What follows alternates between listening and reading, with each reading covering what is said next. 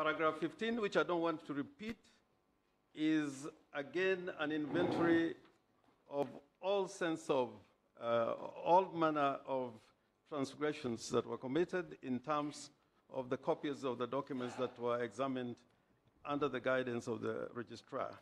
But the story itself begins on page 9, in relation to Form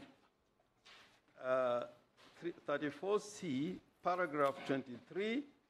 The petitioners noted that there were no security features of watermark and serialization were noted, and the form looked like a photocopy. This is the form that the chairman himself signs after the collation of the Form 34Bs. So even the form that was before the chairman that has been produced does not bear those security features, leave alone the ones he was not handling directly.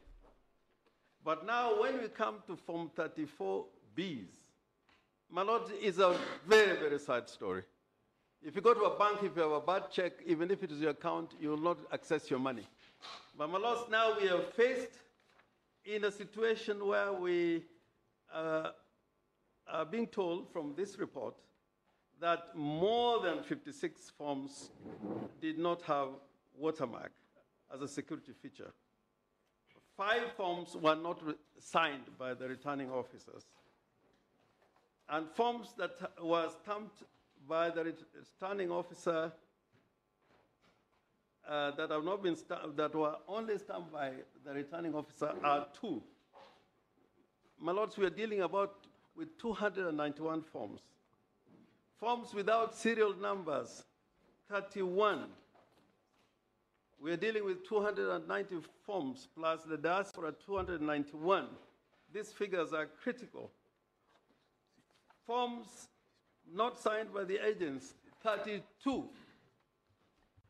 My lords, forms that did not have the handover section were not filled, 189. My lords, this is the form that is taken from the returning officer to that national tallying center.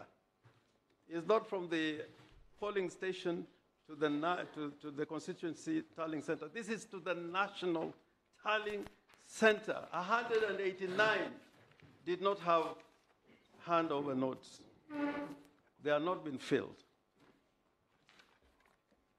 And there is another 103 of them that they had no handover section that they had been received.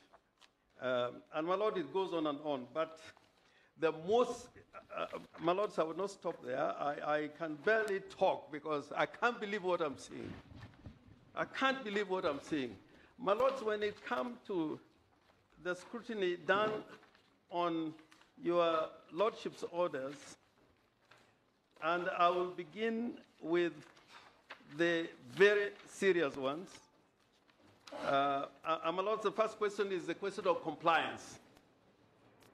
As a whole, there has been no compliance with your lordship's orders. There's been part compliance. And in the crucial areas where there should have been compliance, there's no compliance. And my lords, what is contained in the database of the Iebc is the mirror of what took place during the elections.